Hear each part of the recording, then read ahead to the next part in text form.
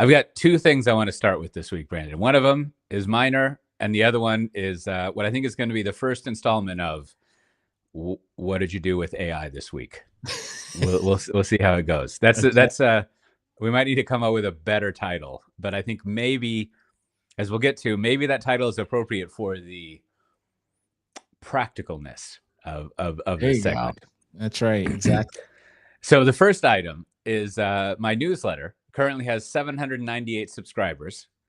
Subscriber number 797 was a good friend of the podcast, Whitney Lee. I talked to her and I was like, "Do you subscribe to my newsletter?" I had like a long 2-hour conversation with her, and I was like, "Listen, this is the dedication I have to building my subscriber base. Is I will take 2 hours just to get one subscriber." And so, like, wow. what I want to do is scale that effort across all the listener base of the podcast here. I just need 2 more subscribers and I'll be at 800. And at that point, I think I got to go log in to my Fidelity and Vanguard account. But I think at that point I can retire. Coach, what do you get? Maybe, sell it here. Give us the pitch. What do I get with the newsletter? What insightful things will I be reading about? Well, I'm glad you asked, Brandon. I think that the mainstay is just, what you'd expect. Well, I think what you would expect is just links to things with a little bit of commentary, the kind of stuff we do here. But then I also collect together what I like to call fun, strange, and weird finds. So just little quotes from here and there, things people have said, maybe even small ideas I've had. Like when I was talking with someone earlier today, I said this out loud and I wrote it down, and I'm like, I should put that in there. It says, "I like telling what I think, not how I am." And so, like, I think I could make that a little more snappy. But just little stuff like that I find here and there. Sometimes I pull funny comments from Slack, from our Slack. Like there was one, we were talking about open source stuff, more rug pull conversation, and someone said they didn't like tip jar culture, which I thought was a funny phrase. Yeah, so there you go. And then of course I had to add, my version, the tip jar economy, which I think is what we want to avoid in open source. Anyhow, if you go to newsletter.cote.io, you can subscribe to that. And then also, I often write, and we reference it here enough, I often write like longer commentary and things like I used to when I was an analyst and wrote more things, or that I do now. I don't know, like this week, for example, I haven't published this yet. I wanted to record this episode to see if I thought of anything, but I've had kind of like a roundup of what was it, VMware Explore, or I'm sorry, Explore. They just dropped the VMware, but what was it, VMware Explore, and then also like the part of the company I work at, Tanzu, like what we've gone over, and we won't really get to quoting it here, but for example, if you went to newsletter.cote.io when you're listening to this, like I actually watched several videos of the various executives being interviewed and pulled out some, relevant quotes and things like that. So it's kind of like a notebook of stuff I thought was interesting in that article, and other stuff. I don't know. My continuing therapy session to figure out how Kubernetes kind of just like flushed 10 years of my career down the drain. That pops up every now and then. It's always a good topic. Love it. All right. Well, as always, we'll make sure it's right at the top this week. There's a link to subscribe to the newsletter. It'll be right there in the rundown section. That's right. So there you go. Right. Click on it. Maybe you'll be the 800 subscriber. I don't know. Maybe Cote will even say who you are if you want to, but then maybe you don't. Maybe you don't want to be announced though. Maybe you'll just be, I appreciate anonymous. Who knows? We'll have to see. Maybe, as Brandon knows better than anyone, we'll see if I actually do this. But maybe what I should do is I should see who the 800 subscriber is, and I can email them and say, "Hey, can I say you're the 800 subscriber?" And if not, I'll go to 801. There you go. Just until you find someone, right? Until you find someone that wants to admit they've subscribed. So that's right. So if you can't remember newsletter.cote.io, you can also just go to cote.io and click on newsletter. I think you could figure that out. But here's Brandon and I were talking about starting a new segment. I don't know if we do it at the beginning or the end, but tentatively we're going to call it "What'd you do with AI this week?" And the premise here is that, like, that's cool that whatever that IDC number was that from this week or last week, that the AI economy is going to be like $5 trillion. I'm exaggerating, but it was just like, I feel like it was some absurd number that eclipsed like the amount of money people spend on like desktop computing or something. But whatever. Never mind what all those people are doing. Like you and I, we use AI probably every day, or at least try to. And really, I think surprisingly, it's difficult to find like practical like advice on prompting and things like that, or ideas of things to work on. There's some exceptions here and there. I think I've listed there's some GitHub repo with a bunch of prompts in it. I don't know, but I feel every time we talk about this, I ask you the same thing, Brandon, because I'm always on the quest for how to like summarize articles, right? And I feel like when I forget whenever was it a year ago? I've lost track of time. Whenever a Chat GPT 3.5 came out, like I started using it, and I feel like I got really good summaries. Like I was satisfied with them. And over time, I don't know if I've changed prompts around or the system stuff, but they just have gotten worse. Like they just get shorter, and they do that thing where like they're telling me what the article is about, not how it goes about telling you that, right? Because that's what I like. For example, there could be an article that would be like, you know, a recent study shows CIOs are thinking of repatriating workloads to private cloud. And I would ask it to summarize that, and it would just say that. But you're going to be like, yeah, but like, tell me some details. Like, I don't want to just know that meatloaf is delicious. That's what the article says. Like, tell me about meatloaf. Like, what's the conversation? What are people saying about it? How did they come to this conclusion? And this is especially true. And then you can tell me like how you approach this problem. You know, I like a good newsletter. I make a good newsletter. And I even see this in my own writing. Sometimes I'm like, oh, I really like this author, but I wish they had an editor, right? And just like give me a simple version of this long newsletter thing. And I don't know, it doesn't do that very well. So there's two things. One, how do you get it to summarize things for you? But then two, I see what you do, and you also like add in some like decorations. Like you're always like, and also tell me some related ideas. I don't even know what they are, but some embellishments. Like a lot of the summarization stuff you have, like you're actually having it bring something new to the table. Yeah, I think it's interesting you say it because I actually am pretty happy with the summary. So I don't know, maybe I don't know if that's just like the way we read it differently. Because I think kind of back to your example there, sometimes like yeah, I think what we were saying is sort of like when you just get a summary of it, and it's just like, and the summary is just it just kind of comes out with some simple conclusion. Like I actually think that's good because it's sort of like kind of like lets me know that I don't need to dive deep into this newsletter, right? Like if the summary doesn't like kind of surface something that's like kind of catches my eye, then I'm like, oh, this is just another whatever why you should use private cloud newsletter, thing. I've read it a million times. I can move on. Whereas if it like kind of if something like catches my eye, I use that as a cue to then be like, you know what, I should probably go read this. Like, and I do this a lot with frequent, I've mentioned this newsletter quite a bit, Money Stuff by Matt Levine. And it's like his newsletter is usually pretty verbose.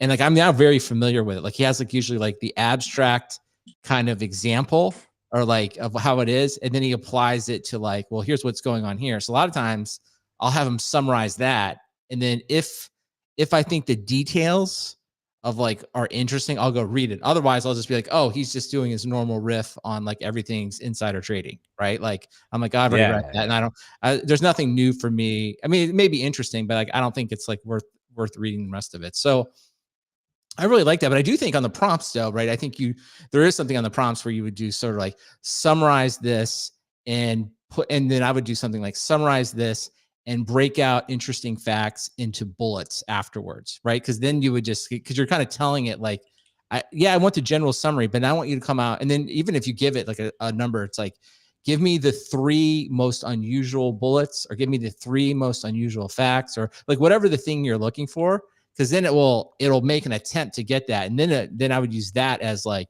if one of those bullets catches your eye, that may be a reason to go read it.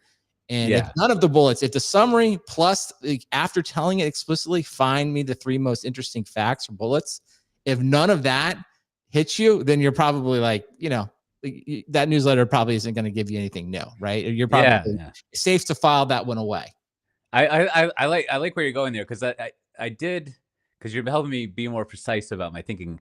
I did used to use it like that. And so there's two things. One, maybe some of the clunking I have is like I'm really desperate for there to be something interesting, really desperate. Like I'm interested in there being something interesting. But it turns out there's not. So like maybe it's actually doing its job to say like there's kind of nothing in here, right? Like or like there's nothing beyond what you would assume, so no need to read it more. And then two, like that is like I think what I need is some way of building up confidence that when it gives you a summary that it's actually a complete summary, right? Because then I have to make the call of like, I don't know, this is like 1,500 words. There's got to be something good in there. But I think the Matt Levine thing is good. Is like it's fun to read his writing if you like don't have anything else to do. But if there's some interesting new idea, at least new to you, then it's kind of worth it. And maybe that's like there. So then two more things on that. Like maybe if there was some way of telling it, tell me the new ideas in here, or like the weird different new ideas that are not like what you would expect, which it could probably figure out what you mean by that. And then two, like I used Perplexity for a while, and maybe that would be a better place to summarize things, because kind of what I would want is like, here's a cluster of articles and like summarize what's going on in this cluster of articles for me, Mhm. right? Like, so for example, you could say VMware Explore was this week. Like, go read all the stuff and look through the videos and just write me a report about it, right? And also, what's nice about Perplexity is it'll link back to the original source, Right, then right? go read And it, like, yep. Mhm. so supposedly, I think I'm looking at my watch here. I think right after they released that real time chat thing that we saw in was that October, Brandon? Yeah, that was, ChatGPT. I don't think it's out even yet. I don't have to look. Yes. I think I So I read think another thing that it was coming soon. I don't know, I've lost track now. so probably about a year after they finally released that, then a year later I think there's a search that they're doing. So Yeah. maybe this search will be good, but in the meantime, maybe I just need to sign up for Perplexity again. I I think don't know, I I think think I it's would pretty just good. go for, like, I don't I would almost, like, this is sort of like the meta thing too, is, like, just asking, like, sometimes I'll just spend some time I know there's, like, prompt engineering, but, like, I'll just use the AI to help me with the prompts. Be like, I'm Yeah. looking to, like, and then because I think what you wanna end up with, like, for the stuff you're talking about is I think you just need to add a couple lines to your prompt where it's like, and you have to, like, play with it a little bit, but it's like, highlight the most interesting, unusual, provocative, uh Mm. facts in this. And then you also say it's like, and then you almost have to like give the little thing where you like cheer on the LM, like be daring, find, develop an opinion, have a strong opinion, only find things that are really interesting. If not, tell me they're not, or something like that, right? Like, something Yep. along those lines. And then what I do, I mean, I think everyone's probably doing something similar, but I just create little snippets when I get like a prompt I like. I just put that in my clipboard manager and just like, oh, this Oh, is like, totally. and then you sort of and then over time, right? Then you sort of like that, maybe you kind of wear that prompt out and you're like, okay, let me go in and add some new stuff. So because I do think you're right. I think if it's the summary at times can be kind of bland, which honestly, but I mean, this is kind of what you're saying. Like, I don't know. I think a lot of the stuff I'm reading is like kind of bland. So I kind of like, just my instincts are like, maybe they could have summarized it better, but like probably this is a pretty Yeah, bland yeah. piece of material. So I probably got enough out of it. And also too, like, if I've already put you in this queue where I'm not dedicated to reading you end to end, then it's like, it's fine. Like, I don't feel like fine if I miss out, like, oh, the one sentence in there was golden and I missed out on it. And I'm like, so be it. Like, it's, it is what. Yeah, yeah.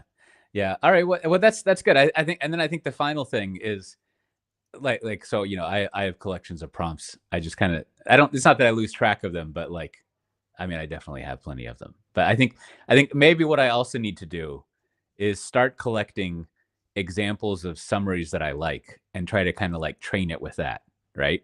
And like because I've created whole like GPTs that are just summarizers, right? Where I've got a prompt Right. in there, and I think probably what I should do is have like just a big list of examples that I've collected. And maybe even like if I go, I've even thought like I should write my own summaries to say like this is what I want out of this article. But like, you know, I got to wash the dishes.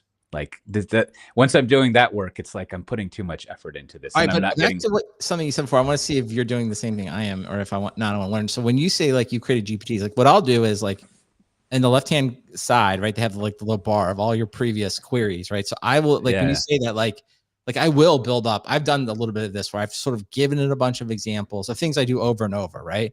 So like yeah, in that prompt is like all the examples and then all the previous conversations. And then when I go back to it and I'm asking you to do something similar, like I go back and I find that specific conversation. I don't know if you call it like GPT or conversation. And then I'll just like, you know what I mean? And so it reads the whole context window again yeah, and yeah, you yeah, just keep doing it. yeah. So is that what you're doing when you say like you created And well, no, GPT? no. What I mean is like you can make your own. I mean, they call it a GPT, but you can go in Right. and like make your own thing and set an icon on it and Yeah. upload Okay. files to it. And Uh-huh. so like I've made a couple of them that are like it's like you're a summarizer. Use this prompt when I give you a thing, Okay. right? Gotcha. Gotcha. Right. And then so what I'm saying is like I bet if I saved good summaries, the original text and the summary text, I could say, look at this for examples of what I want. And it can like, I mean, this is what generative AI does, right? Like you give it examples and it's like, oh, more of that. Right. Mhm. And so like that way you could train it on what you want to do. This is actually uh what I kind of gave up on doing this, but this is what I wanted to do with the D&D stuff is have like enough play logs where I had been like correcting it and telling it things that it could just read these play logs and be like, "Oh, right, I get it. That's what I need to be doing." Mhm. But I don't know, the context Well, I window or will say something. before we get off this, the one other thing that I have been playing with that I like, and I like it both as what it is today, but I also like the metaphors. I guess it's a IDE. It's called Cursor. So I'll put a link in there. Everyone should go check it out. But essentially, it's almost like visual code, but then it has just embedded the AI inside of it, right? And you're like, oh, hasn't everyone done that? Like, isn't it easy? But the way they've done it with like, there's essentially a couple things. There's like Command L, which is like you're just in context of what you're doing. And it's like Command L is like, I want to like type English instructions to tell you to do something, right? So that you don't have to Mm. leave, you don't have to like cut and paste, like write me a method that does this. So I like that. But then it also has like Command K, which is just sort of like you're doing something. And it's like that's the prompt to be like, hey, you see what I'm doing, try to just auto complete it, like write more text or write the code or whatever, Oh right? yeah, And yeah. then I Hence haven't they don't cursor. right. And then they don't have this one in there, but like this is what I would like for English. Is like what you said before is like I don't know what the keyboard shortcut would be like command summarize. You know what I mean? It's like rewrite Yeah, this. And yeah, the reason I like, especially when it's auto completing stuff and when it's inserting stuff, is it like highlights. It's almost like coding where it's like a diff where it like shows you immediately like okay, here's what it added. It highlights it, and then you can do like a basically commit or accept, right? And it's yeah, like, and yeah, it's just like, this is what I want. Like, I want this for my entire, I want it built into the OS. You know what I mean? I want to be able to do Command L, Command K, or Command Summary anywhere. And I wanted to like, at that moment, I wanted to like see exactly what I'm looking at. And I uh-huh. wanted to like, with that context, like be ready to go. Whether I'm like doing a text message, writing text, doing a little coding, Yeah, yeah, yeah. working on an Excel spreadsheet. And then like right now, like all it's just like a little like all the apps kind of do stuff, but it's like it's not right there. You know what I mean? Sometimes it's like Google is weird because like you always have to go over to the sidebar. It's like, no, I don't want to go to the side. Sometimes I want to be in the sidebar when I want to like talk Yeah. to it, but I also want to be like, I want you in here with me. I want you like doing the stuff with me. I don't want to like go over and come back. So I feel like that's like the next.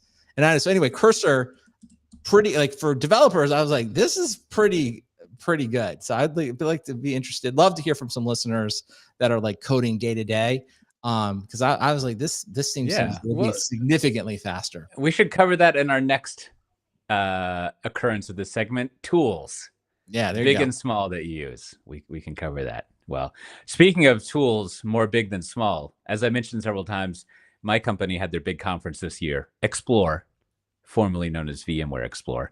And of course, VMware is owned by Broadcom. That finally got all wrapped up. I don't know all the figures, but like kind of a big deal. And then my part of the company, I started in Pivotal. That was moved into VMware, and VMware was moved into Broadcom. So and now Tanzu, as we call it, is like its own business unit in Broadcom, right? So generally, when people talk about VMware, they mean the virtualization part. But so it gets a little confusing. Names, right? You've dealt with this in big companies, Brandon. Yes, I There's have. even one that we might get to where it gets even more of an example of that. Anyways, Okay, all right.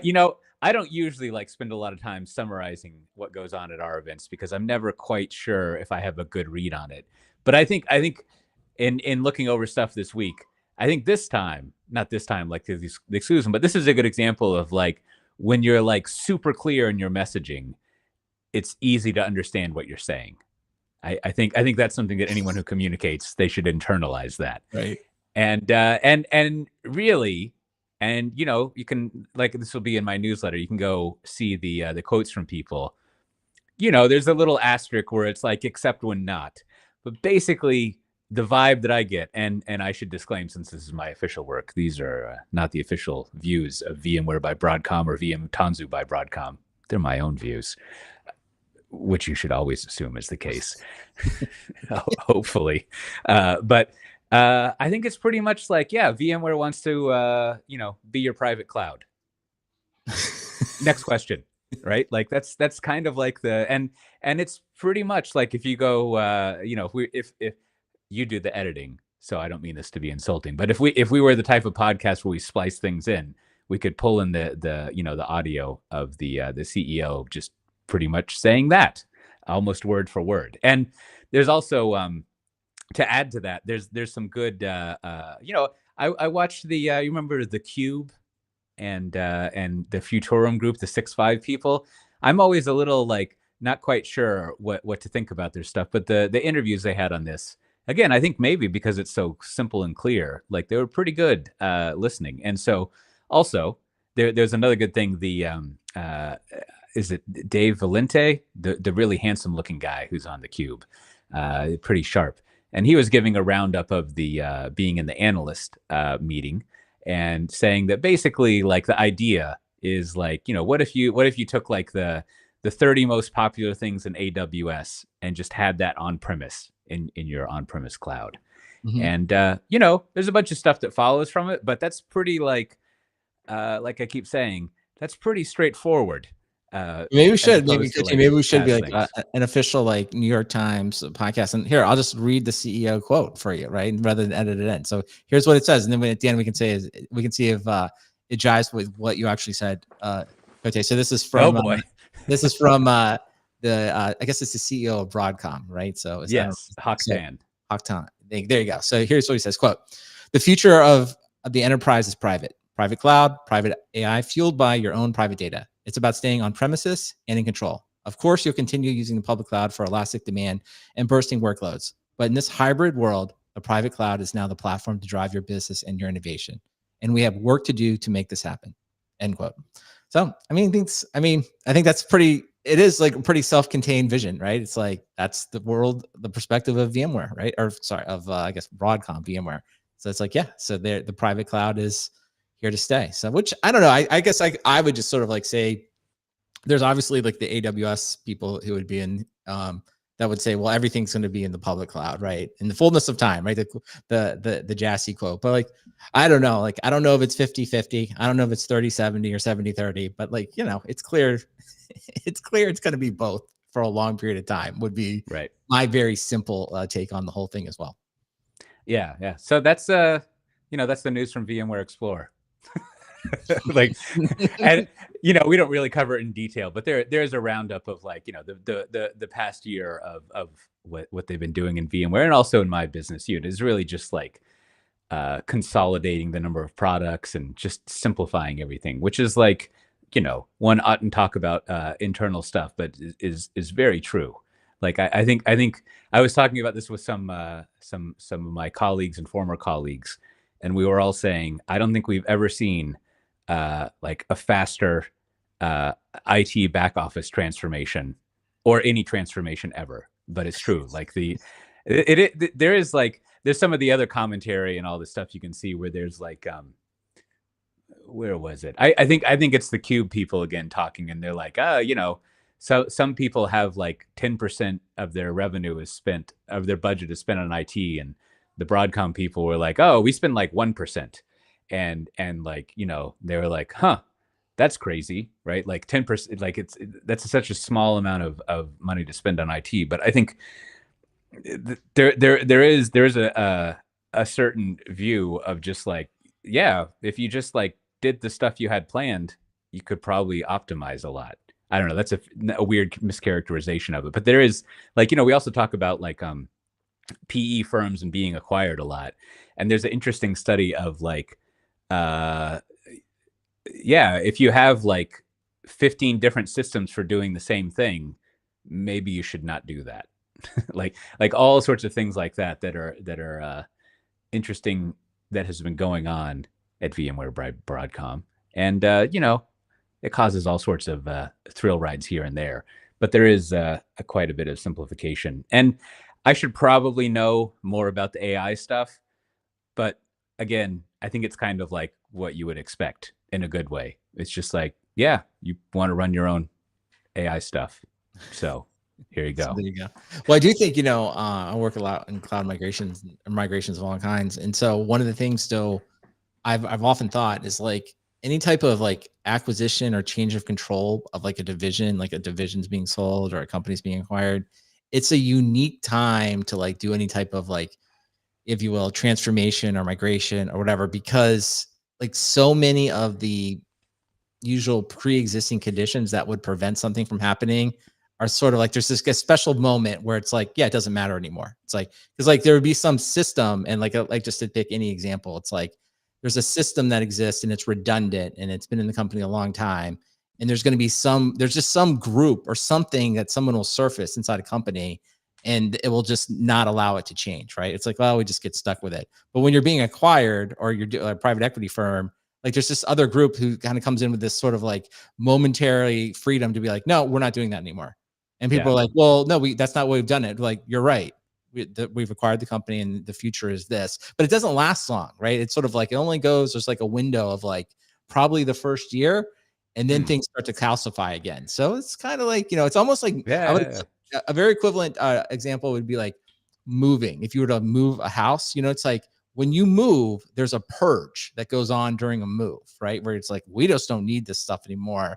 And you get Yeah. rid of a bunch of stuff. And it's because you're moving, you take the time to like figure it out.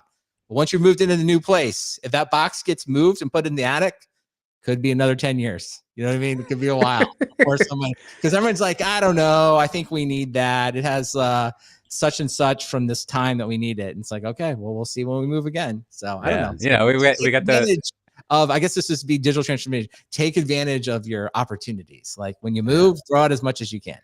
And then finally, of course, the since I work in the Tanzu part, the Tanzu stuff. We had our Spring One day on Monday. This is Wednesday. We're recording, and there's a good roundup of things. They're the usual, just performance improvements you would have in Spring, but then we also have a lot of like enterprise things. We have this thing called the Spring Application Advisor that like basically just like scans and tries to automate with I don't really know much about it, but there's this open source thing called Open Rewrite, and I think there's even a startup around it. But they just have recipes for how you if you needed to upgrade various versions of your Java apps or any other type of app, like what you would do there to upgrade it. And so that's kind of fun. And then that plugs into your build pipeline and gives you like the chance to review things before doing it. And then there's a governance thing. I don't know anything about it, but it uses words like FIPS and PCI. So I think that's cool. And Bouncy Castle. I assume that's useful. That we have that somewhere. But I think the big thing is just so we talk now about, you're supposed to just say Tanzu platform, not the Tanzu platform, which I struggle with because as I was writing my newsletter, you don't say the Red Hat Enterprise Linux, you just say RHEL, right? So like I can see where that's coming from, but I feel there's the nature of it is like you want to say it's the Tanzu platform. I don't know.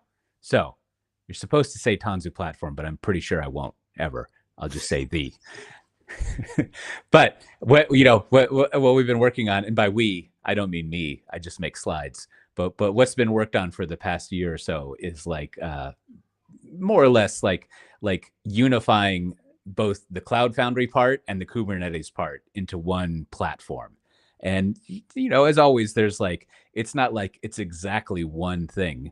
But there's a common like approach and interface and way that you go about packaging up your applications. And I think also this is where going all the way back to the naming thing, where things get like you know just confusing by the nature of how the world works. But like the important thing, and you even see like some write-ups kind of don't get to exactly right, is that all that we do in the Tanzu, and by I don't mean me, but all that's done in the Tanzu platform is that it doesn't actually have a Kubernetes distro, or I wouldn't, in my meaning of the word, I wouldn't say it manages Kubernetes for you. Really what it is the just a toolkit for building a platform on top of Kubernetes, and then it manages that for you, right? So I'm sure everyone remembers the famous Kelsey Hightower tweet: Kubernetes is a platform for building platforms, right? So here is the thing to build a platform on top of Kubernetes.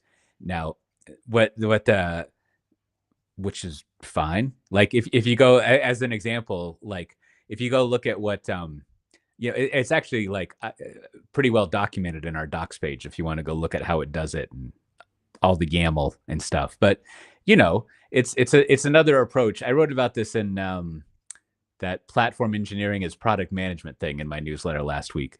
But it's like what I kind of think of as an overlay approach, where you're just like, this thing is confusing and hard to use, so let's write an abstraction layer on top of it to simplify it.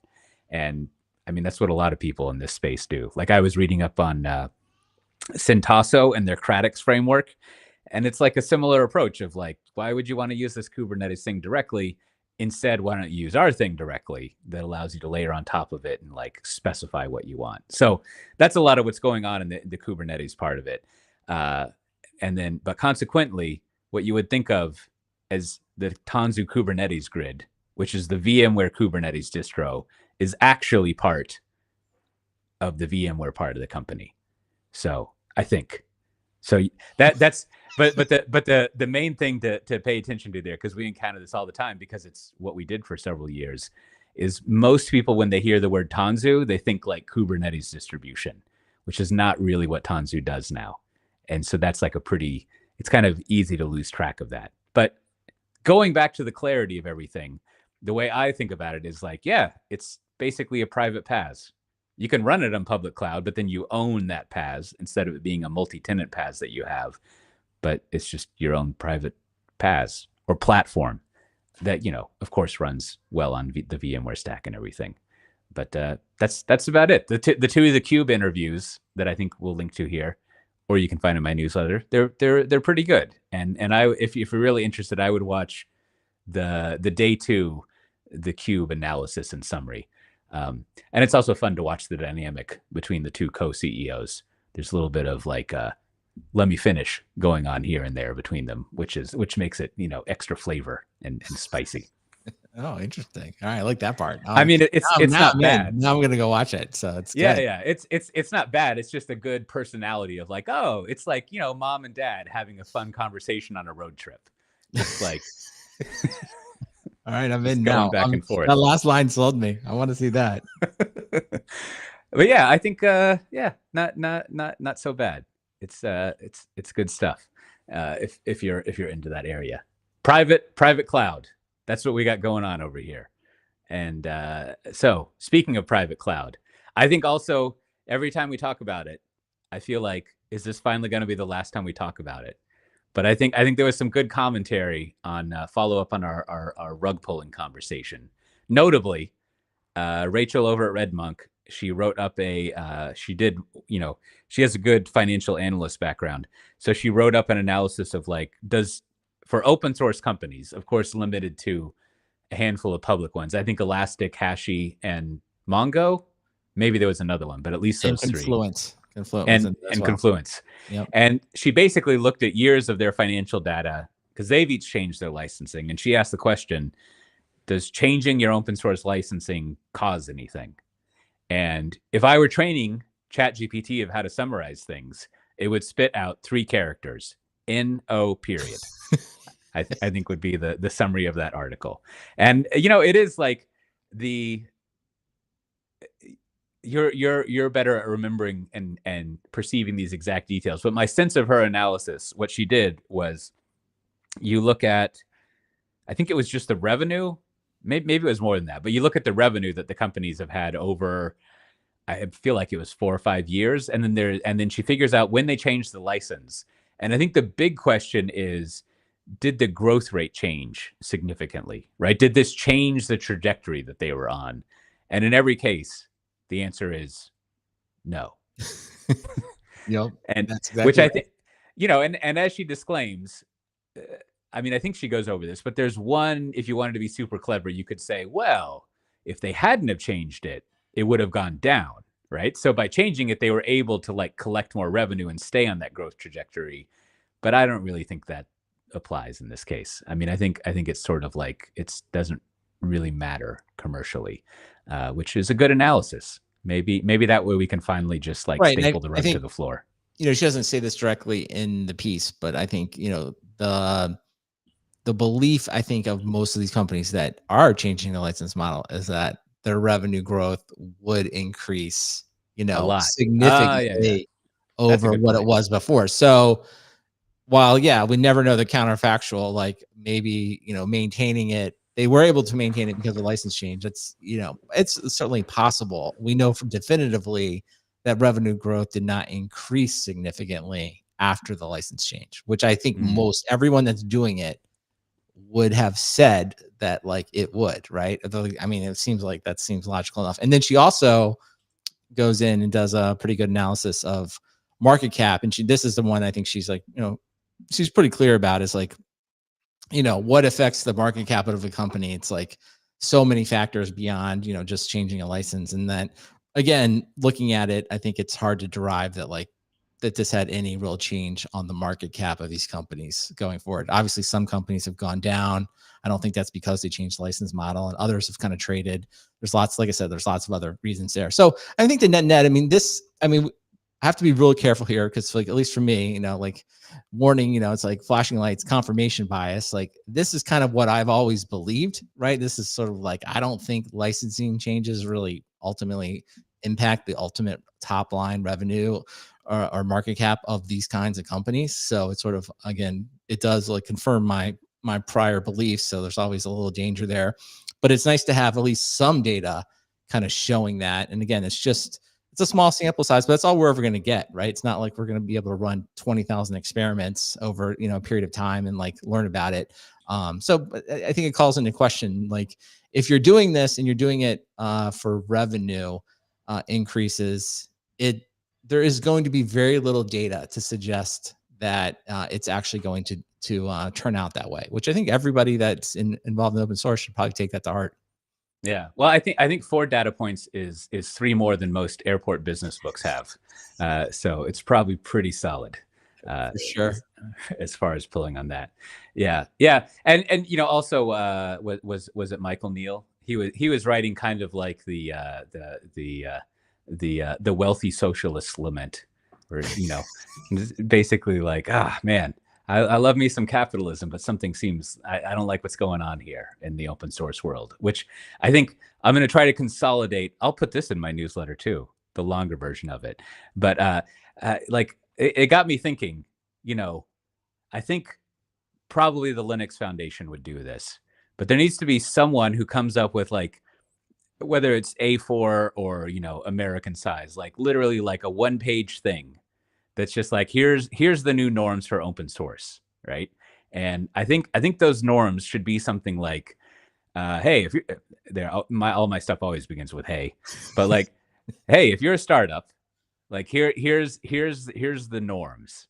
Like, you can start with open source because it's probably the only way to get really good like product feedback, and also to get community spread, to really like develop a product that works out well. So you kind of like, it's hard to do infrastructure software if you don't do it open source, because you're just sort of like operating blindly. And that's fine. You can do open core, whatever you want. Just pick a license and go with it. And then on the other hand, you also have to go to like the eventually to like the big companies, like the big I'm saying big company again, but you know, the cloud providers and the established like software vendors that use the open source stuff, and be like, hey, you know what you should do is somehow contribute. Like, it's a normal thing, whether you're paying people to like work on this, or I don't know, you just pay a cut of like running this stuff, but you need to be contributing to it. We all get that, right? And you know, so you have that on the sort of record there. And then also, if you're a large enough size enterprise, you got to figure something out too. And then so you've got this kind of like there's a triangle with a missing piece, which is like, and this is the part I think Michael was upset about, is the individual contributors, the individual people who are just contributing a little bit of code here and there. And I don't know if I got anything for them, but I think you've got this triangle of like the little startup who's doing the stuff, right? And the little startups, they're not always the rug pullers, but they seem to be the primary rug pullers, right? Like I still don't really understand what the deal with the Red Hat stuff a year ago was. And frankly, I don't care anymore. I spent way too much time thinking about that. And like, so it's always, you got the little startups, then you got the big companies that use it, and they have to be involved. And then you have like the individual contributors. And like, I don't know what the wording is, but there needs to be some one-page write-up that's like, this is the triangle. And if any part of that triangle doesn't really work, except the individual contribute, if the two big things in the triangle don't work, then like the whole system's messed up. So we should all operate like this. Right. But I would go back. I want to go back to the beginning, though. I think if like you're just starting a company today, even if it's an infrastructure company, and say like, I guess the question I would pose to the people founding this is like, some of these are kind of cliched advice. Be like, okay, you need to build a great product. That's number one. That's going to be the most important thing, whatever. And like, you have to like really, if you will, like look at that from the outside in, like, because most of the things that are built are pretty average, right? So like one, that's really the part that's going to get you in trouble, is thinking you're great when you're average. Okay. And then two, it's like, okay, well then how are you going to acquire customers? And I think you kind of said, well, you got to, do it through open source. I guess my question would, back to that group, would be like, is there a way you can provide either a free tier or a free version of this product that can be used for a long time, that does something useful, that ultimately is going to let people kind of experience the product and to determine that it is great for themselves? Okay. That's where I would start. And if you tell me like, I can't do that. I can't do either one of those things, or it has to be open source for me to do those things, I would almost stop at that point and be like, we need to go back to step one. Like, cause I think the open source stuff can start to, even especially for companies at the beginning, can really sideline you. It's like, it may give you almost like a false positive. Like, you think people are really think you have a great product, but like you can spend a lot of time just building something with a group of people that are never going to buy it, that are very passionate about the problem, but you're never going to make any money. And it's like, why not, it's like, learn that earlier, learn that at the beginning, versus like spend a year doing it and be like, we built this great community and we've got people using it and nobody wants to buy. It's like, don't postpone the buy question so long. And I guess my final point would be like do that at the beginning. Don't make it open source. Just make it like freely available and see where you get. Okay. And then if you're not getting anywhere and you've got more data and you say, well, we really need to open source it. Well, then we come back and have the same conversation. What's going to be different? Why is it going to be different when we open source it? Like, what specifically are you changing here? Right. And what I'm talking about there is sort of like, all of that is from the money perspective, right? That's all from the money perspective. Now I bring in Michael Neal's comments. It's like, because he kind of said it in a funny way. He said, kind of like paraphrasing other, people about open source, like, information wants to be free, as in his word, which I thought was funny. And I kind of get that too. It's like, but that's almost sort of more like a philosophical thing. It's like, I have the same kind of like push and pull in my mind. It's like, it is just all software. Like, we should just kind of make this stuff more easily available and people can see what's going on. Like, it's kind of what I said before. I don't think you can still make money if you do it, but it's more philosophical. It's more like, this is how I prefer to develop software. Like, I like putting it out there. I like having a public Git repo. I like interacting with those people, but I know it's not going to necessarily make me any more money. And I also have to acknowledge that, like, if I get other people involved, investors involved, they may have a different opinion of that, right? But it's not really, it's almost like you can have your own personal philosophy, but it's like separate from the money. And I think this is where I'm finally settling on the whole Adam Jacob thing, right?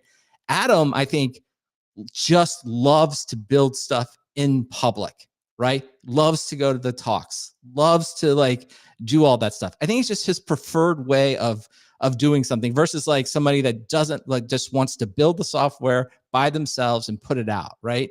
And there's nothing wrong with that. I just don't think it necessarily, if you will, correlates to the business. Like you don't need one to do the other, right? It's just how it's almost like if we're building an application, we could write it in JavaScript or we can write it in Rust. But it doesn't, you know what I mean? That's just an internal preference. It's not going to have a huge impact on our overall success. What do you think? Yeah. No, I think one of the things to rethink one of your thoughts there, so to speak, think it from a different framing is like, I guess you like the question is always, how is open source going to make us money? Like if you approach the open source world like that, then I think you have a more realistic way of doing it, right? And so there's that concern of like, maybe instead of just talking about open source as you were going over, it's just part of a strategic tool that you have when you're making the software, right? And then equally on the the big bad public cloud vendors who just are freeloading or whatever. And then the really, really big enterprises, organizations who use it, like they ask the same question, right? They're like, how is open source going to make me money, right? Like if I use this thing, what's the economics of it? Like how does it fit to work with the business? And at some point, I think also what they need to do is because this is like there's another thing which I forgot to bring up, which is like the problem with a rug pull to just use that word is if you depended on using this thing and all of a sudden you can't use it, like not everyone is like Oxide and they can just be like, oh yeah, so we just went and wrote our own, right? Like, right. like that's like we have the one guy who discovered the super obscure bug in Postgres, and so like he's free this week, Right. He's so on staff. Yeah, I get you. right. And so like whereas other people like now all of a sudden they have a problem, right? Like and this is like the user's issue, right? Like is if you're just using it and all of a sudden the terms change, like you no longer have access to this, whatever it may be. That's what a rug pull is. Then it's kind of like this is more of the worrying about open source as a community and a concept thing that I think is more important is like we talked about this last week, like if people start looking at open source as like a risky choice, that's not cool. Right? Like it's going to damage the community as a whole. And so that's what I think getting back to this one pager is like all of the parties involved, they've got to like solve for that problem. Like if we're all going to make money off of open source, there's like there's other ones, but there's two main reasons why someone would use open source. One is like it has good functionality, like it's useful, which is often the case. And that not to go too far down that rabbit hole, but I think that's because with open source by its nature, you're developing everything in the open. So you're constantly getting, I mean, if you're lucky, you're constantly getting feedback about what works and doesn't work, product market fit, yada, yada, yada. Right. Versus like, oh, we worked for 2 years on this thing and it didn't turn out to be the data center of the future. Right. Like we're over here engineering something and the rest of the world wasn't involved. So we didn't know what we were, it turned out not to be what people want. Right. So that's a valuable thing with open source. But then if people are going to end up not wanting to use open source because they'll be like, so let me guess what you're going to do. It's going to be free for 2 years, and then it's core to how I handle payment processing in Australia, and then you're going to want to charge me a bunch of money for it, and I'm going to be stuck, right? Right. And so people be like, so maybe open source isn't that cool, and then all that the triangle loses out, right? Like they lose the problem of it. So it's almost like I don't think this is a tragedy of the commons thing so much, but it's like that's why you need this one page thing that's like, hey everyone, this is the issue. And so in order to get around that issue, one, these startup people, like, if it works out for you, you're going to be rich. So quit your bitching, right? Like, welcome to the big person table. This is how things work, right? You're either successful or you're not. And then, but then on the other hand, you go to the big companies and you're like, hey, like if you're going to be using this, maybe you should like have some people committing code to it. Maybe they should actually be on the project. And in fact, and maybe this is how the individual person is helped, and ultimately the end user. In fact, what the one page thing goes over is like, if you have a moderately successful open source project, you should probably not have more than like a third of the people from any one company, right? You want a low bus number or whatever the not killing people version of a bus number is, right? And so like, you know, if you're like a user and you look at an open source project and you're like, there's basically one company that supports this and no other companies are involved in it, then like that's a problem in a rug pull world, right? Like I go back, I guess all of this, I go back to like my original thing at the original discussion. It's like, I'm finding it harder and harder to be convinced of like just building the product and providing a compelling open, either a free version that's capped in some way or a free tier is not the way to start, because you can still get plenty of feedback about like people using it. And then when people grow out of that, like to your point about like what you were saying before, is like, well, large companies, I should go to them and they should like contribute people. It's like, well, they're not going to want to do that out of the goodness of their heart. So what you would say to them instead, you say, well, you're a large company and now you've exceeded the use of the free version, right? It doesn't, you know, you need these other things or this more capacity.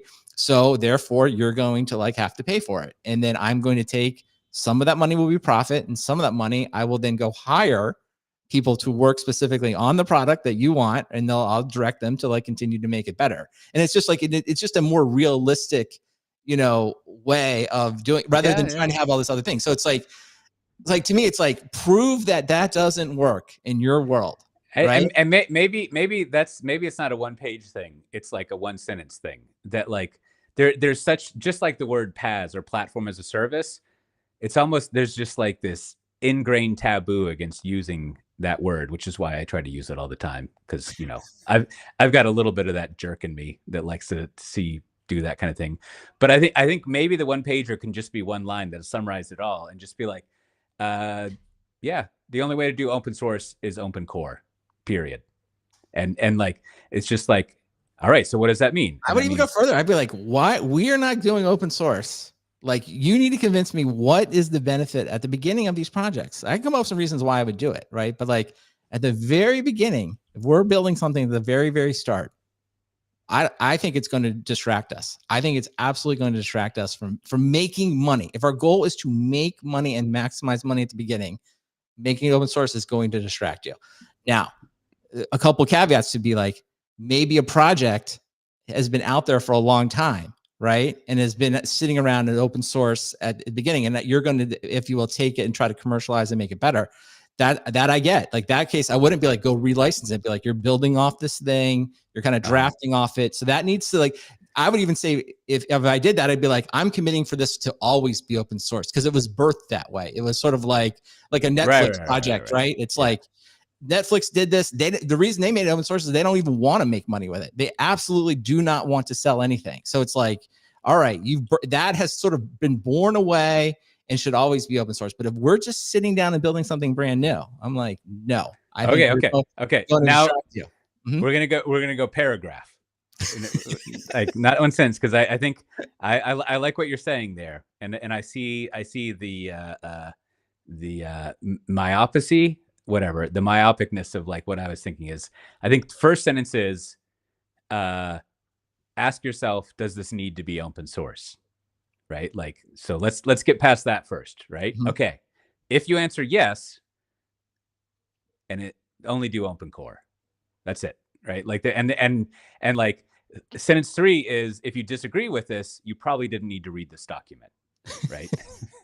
And it's just like, so anytime you start a new project that you think should be open source, right? See number 1, does it really need to be open source? If the answer is yes, go to number 2.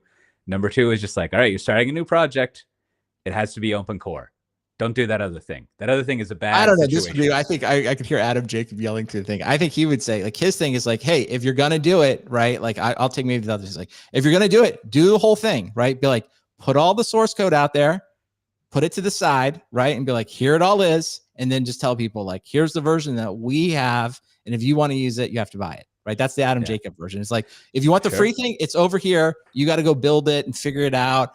And maybe I'll help you get a little community going. But if you want the the thing that I'm going to actually support, you got to buy this other one. And I kind of think it's like, okay, fine. If you want to do that, go for it. But I just think right. That this was is where I get to my Adam Jacob thing. It's like, that is, to me, it's just a state. I think that's the equivalent of being like, I'm writing it in C++ or I'm writing it in Rust. It's like, honestly, neither one of those decisions are going to ultimately really impact your overall success. If it's really important to you philosophically, do it, right? And just know down the line, right?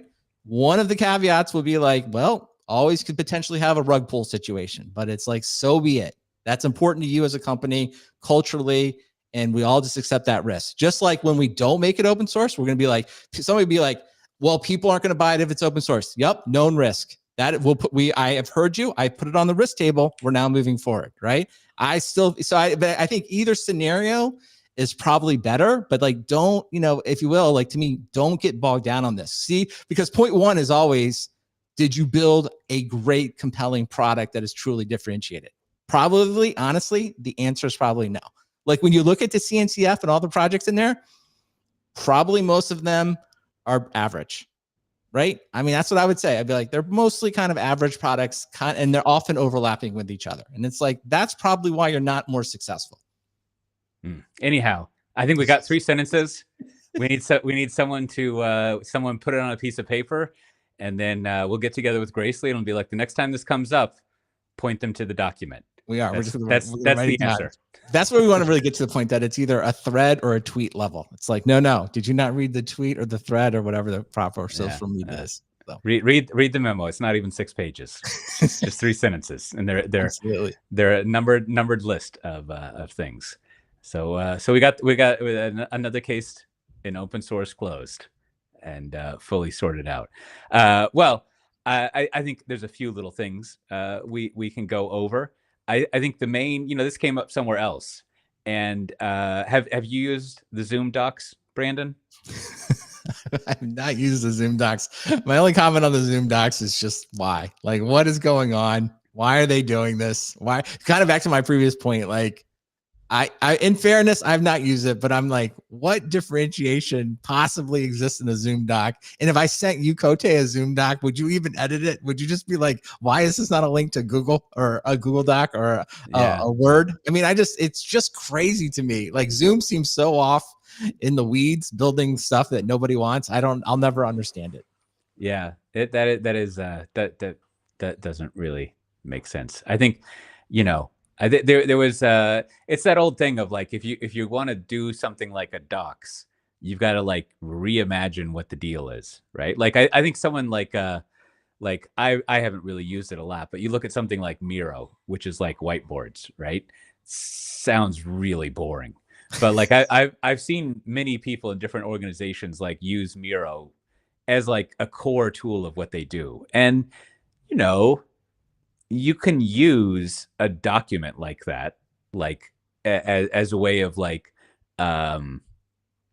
what's the word that you would use nowadays? Like a group of people collaborating around the development of an idea. You can do that in a document. And like, but it's not great. So unless you're sort of like completely trying some new thing of like, this is the workspace for collaboration, like, that's what's more interesting for people to do, because really, like, just a Google Doc is fine. Like, I think that's like, it's almost, it's easy to criticize Google Docs for just being a copy of like Word, and that's valid. But I think what it is like, now we're done. Like this is right. Well, I think this is the perfect representation of a document and word processing. There could be something better, a different tool that's a better way to accomplish the same goal. But if what you're doing is writing a document, that's it. You're never going to make it more perfect. No, I totally agree. And I just think, this is a case where like Zoom's success, I think, is like doomed to just repeating the same mistakes, because they successfully took something that everyone thought was a commodity, web meetings, and they made it so much better and went on to build a huge successful company around it. That's the founding ethos of the company. And I just think they do just like, we're going to do this because, remember, Zoom chat, that exists. And then there's Zoom docs now. And it's like, they're just like, yeah, we're just going to reinvent it. Like we reinvented web. Everybody said we were wrong about web conferencing and we were really successful. Now we're going to do it for docs and chat. And it's like, no, it's not exact. It's totally different. And you can just see the culture is just like, no, we're just going to keep doing this. And like, they're going to keep launching stuff that no one uses. So best of luck to them. Yeah. All right. Well, that's a selection from our quick takes. If you go to softwaredefinedtalk.com/482, you can see the other items that we had in there. You can get a sense of like other things that we skipped over, more details on what we did. In fact, unless we chop it out, I mentioned that IDC has some absurd estimate for generative AI spending. We'll have a link to that, and get yourself like a tumbler of your favorite adult drink or mocktail, and get into your comfortable chair, open that up, and make sure you don't have any liquid in your mouth when you read it, and have yourself a good knee slapper about what the fuck's going on with that estimate. It's pretty intense. maybe I'll never be able to work at IDC now. That's great. But it really is too funny. Fucking bonkers. Speaking of things that are bonkers, do we have any bureaucracy this episode? We do. I sent some stickers to, I believe it's Mads in Denmark. So it was great to hear from them. If you would like a sticker, all you have to do is send your postal address to stickers@softwaredefinedtalk.com. Happy to send you a sticker anywhere in the world. Also, we've had a lot of good discussion and questions in the Software Defined Talk Slack. So you should join that. There's a channel called Ask SDT where you can post questions that you want us to answer on the show, or you can always just send me questions at questions@softwaredefinedtalk.com. Happy to hear feedback, constructive criticisms, personal attacks, or just general random questions you think we should answer on the show. Any of that is approved. So send it my way. There's also some conferences coming up. Now, all of these are ones I'm involved in.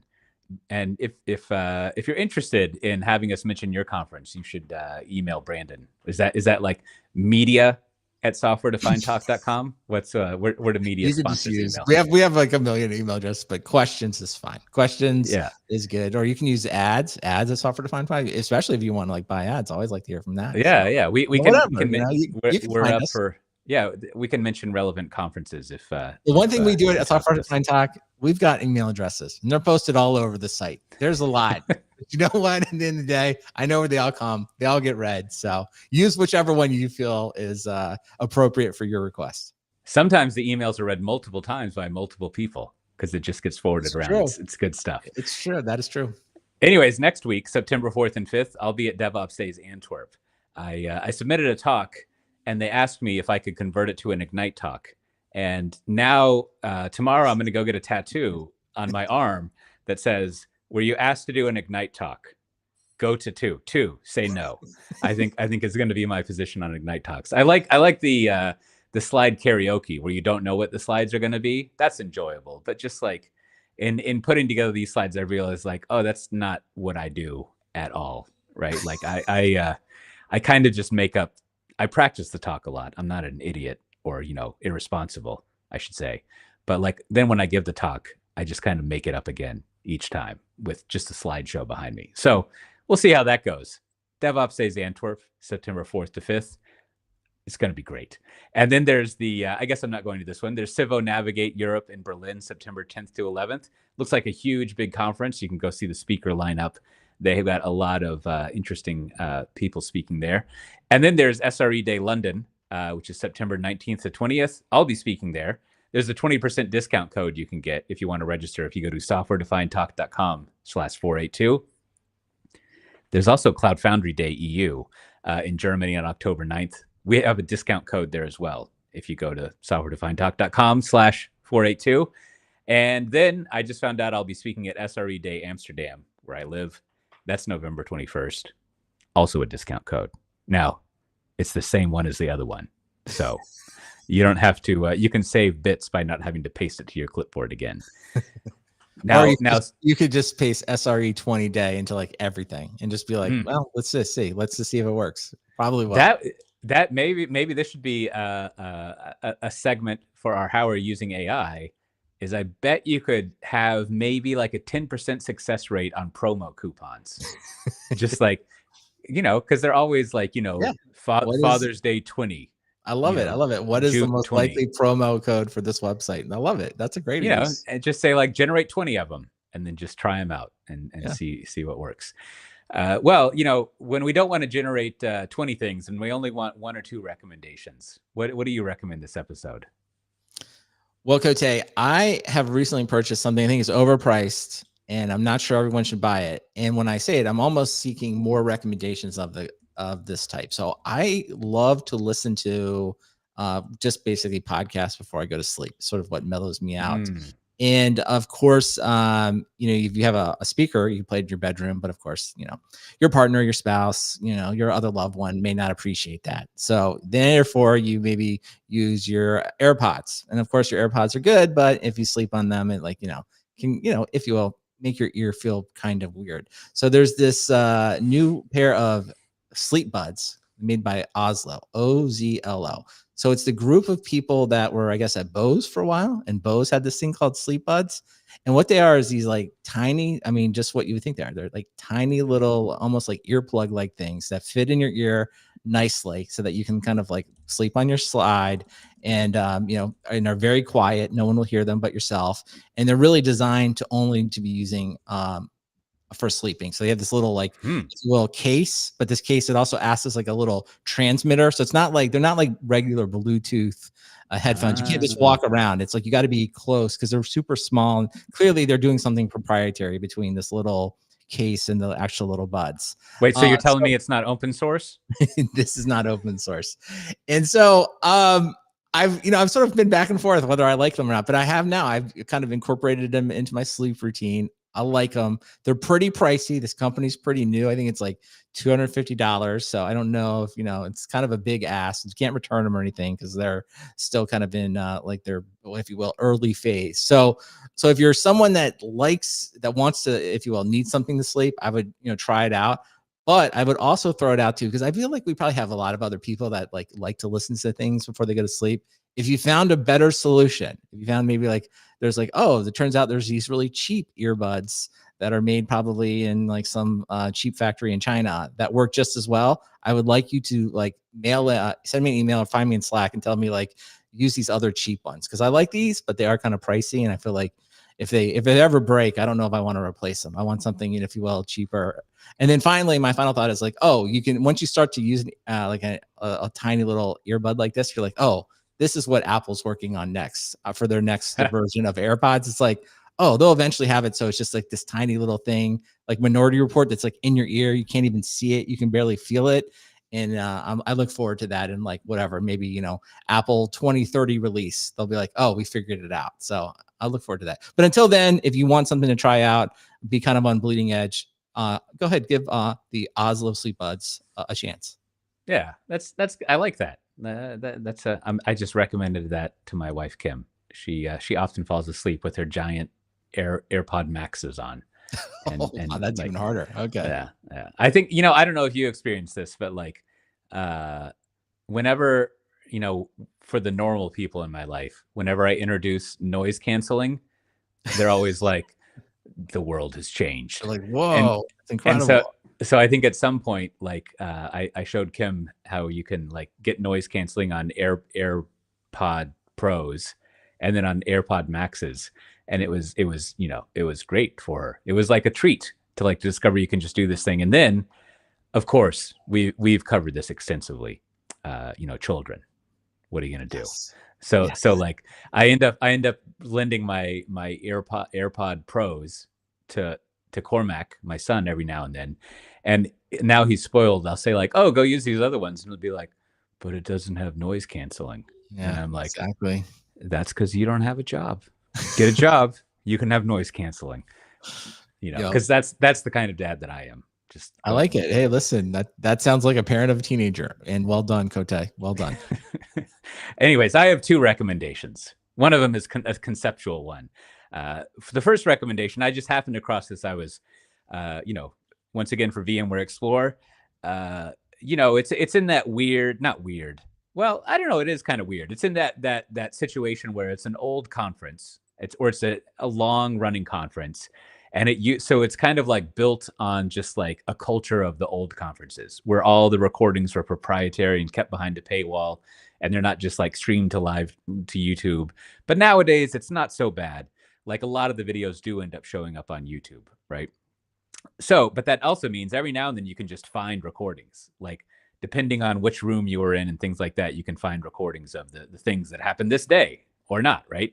And so I was looking around for some of those, and then I came across the from April 2011, the original Cloud Foundry launch videos with Paul Moritz and Rod Johnson Wow. Okay. and then I always forget their names. The guy who works at Tibco and did the event thing, and then the guy that Steve Ballmer threw a chair at. Like those two guys are there too, Okay. and like yeah, it's 9 parts, but some of it like Right Scale shows up. Michael Crandell was there, which I was like, look, it's that guy. Like that was really exciting for us old timers to see him. But like you don't have to watch all 9 parts, but there's 3 things that I think are interesting. In the first part, it's just interesting to see in 2011 what the pitch for, they call it a PaaS then, what the pitch for a platform is. Like what problems exist, what are we trying to solve, how are we going to solve it? And, you know, I realize this is a little over the top, but I challenge you to not just search and replace some words that we use today and have pretty much the same presentation, right? Which then begs the question, like, there's two outcomes here. A, we've just been fucking around this whole time and should get around to fixing the problem. Or B, we actually have fixed the problem. And whenever you fix a problem, you then push the system to more of a limit, and then you reach that limit and you start having the same complaints. And, you know, this is the old, like, sure, you don't even get free peanuts on an airline anymore. But have you considered that you don't have to do a transcontinental trip on a coach and buggy with a horse? Right. Like, so, you know, maybe there's a little bit of that going on, but it's interesting to watch through it and see like, still working on that problem.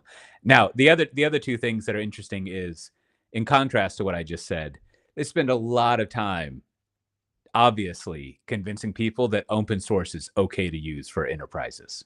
Like this comes up over and over again where they're trying to be like, open source is fine, it's reliable, it's cool, which obviously that worked out because no one, you know, I don't think you ever go to a conference and they're like, we've got a great new product to release, but first, let me assure you that open source is okay, right? Like you're gonna be fine.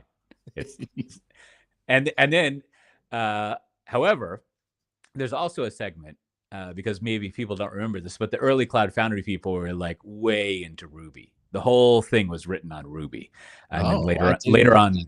Mhm. yeah, and then later on, I think it was rewritten. I should know this kind of stuff, but I think it was rewritten into Go, if I remember. Okay. But so they also spend a lot of time not even doing that same thing with Ruby, and it's because that didn't really pan out, as far as I know.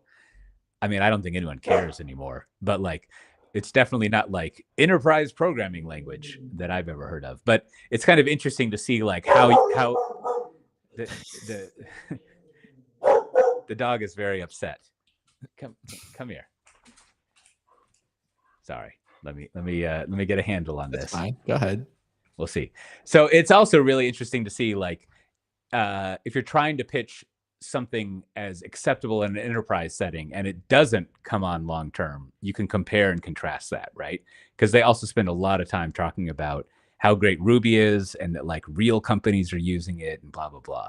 So those are two interesting highlights from there. And also Rod Johnson, best commentator on open source that exists. I think he's in the Brandon camp. He's just like, I got a business to run, and everything flows from that. And so my other recommendation, just a piece of advice, you know, there's a lot of if you're transitioning from one job to another, what I recommend you doing is, as part of, this isn't even part of the negotiations, but before you kind of seal the deal on your start date, right? What you want to do, not that I would ever have this not be real, but I just want to say for your own use, anytime I ever do this, it's totally real. But whether it's real or not, you should say, oh, you pull a Columbo and be like, one last thing.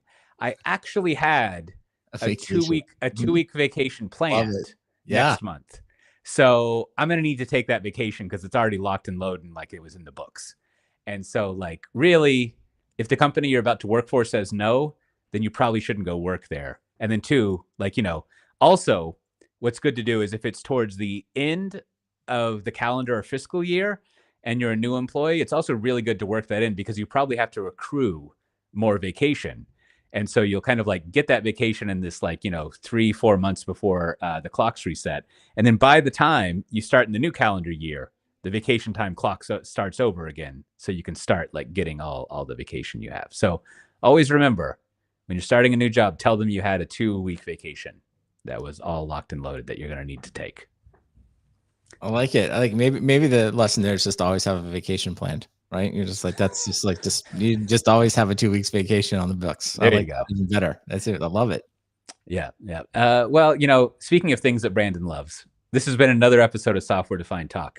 If you want to see the show notes for this episode, including how to join the Slack, where we have a lot of conversation, share links, laughs, giggles, things like that, you can go to softwaredefinedtalk.com/482. You can also see how to subscribe to the podcast if you're not doing that already. It's always nice to have subscribers. And just to reemphasize it, if you've listened this long, you're definitely in the pool of people who you should send us some questions. Just it's fun to get questions and answer them because it's a lot easier than thinking about what to talk about. So I think we have a channel in Slack to do that, or you can just send it to questions@softwaredefinedtalk.com. And, remember to subscribe to my newsletter.cote.io. Bye-bye. All right. Well done, Cote. As always, on time and on budget, as they like to say. So it's good. Well, Cote, is a quick after show before we get out of here. I'm going to ask you, as a fellow father, how you would handle the following situation. Someone has taken my MacBook charging brick, right? Oh, boy. I have it in a so this isn't just the regular old, iPhone, whatever, a cube, right? We've got a million of those, but like I've got those. So you got like one of these or the smaller one. Like, yeah. Maybe, so I need, it's like the one it's like I need it and I have it in a specific place, but it's been taken. So I want you to like, how should I obviously have to proceed with my investigation upon later this evening about like who has it, because I've made some assumptions, but like I need to validate that. But then I'm trying to figure out, how do I constructively convey that this charger is not to be moved? This is not like all the other ones that like have it. Is there what should I do? Brandon, I don't have a solution to your problem. I can only tell you what doesn't work. And I can only tell you about my failures. Okay. And all right. I'm more saying this to myself, and anyone who wants to listen into me talking to myself, is you just can't get possessive of your stuff, because or you can't get angry about it, because it's just it's going to happen and it's just not going to be helpful. Right. I think I mentioned a few weeks ago that I got these really fancy scissors in London from Present Incorrect, right? The nice old school scissors. Yeah, very nice. Yeah, it feels so good.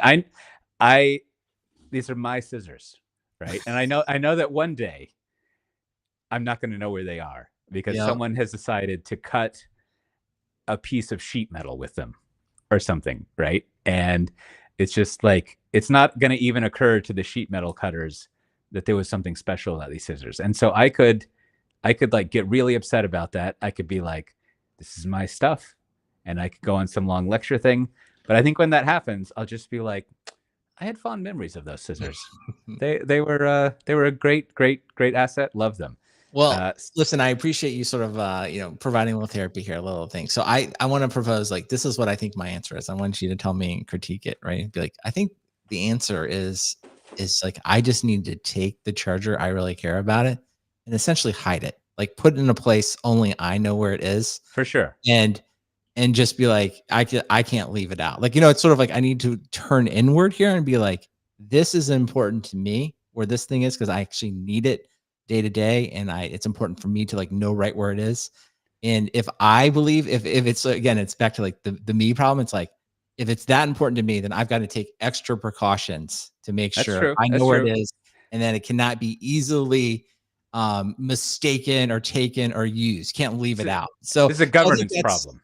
What's that? Go ahead. It's a governance problem. So maybe it is. Maybe that's where I've landed. Is like, this is, while I'm frustrated that it's gone, I think this is exactly said. It's a governance problem. I need to talk to the CISO.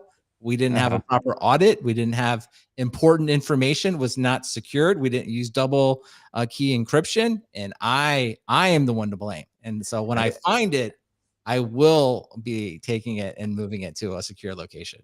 That's true. That's true. I mean, so there's another, you know, we used to talk about this every now and then a few years ago, but I'm definitely not a Buddhist.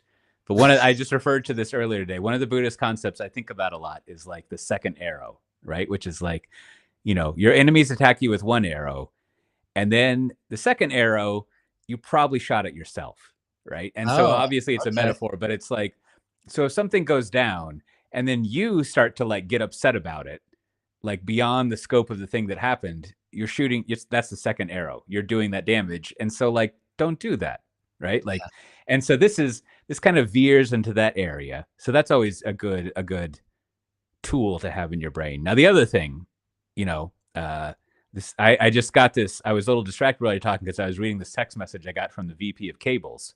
And the VP of cable is saying, Brandon and Cote, because I don't know if he's ever shown up here, but that's how he talks. Right. Okay. Like, what you do, this is why USB-C is so important. Yeah. Is if you have 10 of the same things, you never lose your thing because there's always just another one that you can have. Right. And so we have, I think I probably have like 8 of these power bricks that I've accumulated over the years. Right. And so I'm kind of mixing together. One, we just have total standard stuff. And so like I can just go grab one from anywhere, or if someone grabs mine, then I can go grab theirs and it's fine. So we got that. Doesn't always work out. But then I also follow the Brandon practice of, if I have my special chargers and I hide those. No one gets to use those. Like, and I even, and this, sometimes it does pay. This is almost like you're going into CISO as annoying jerk that you just listen to because you want to stop listening to them territory.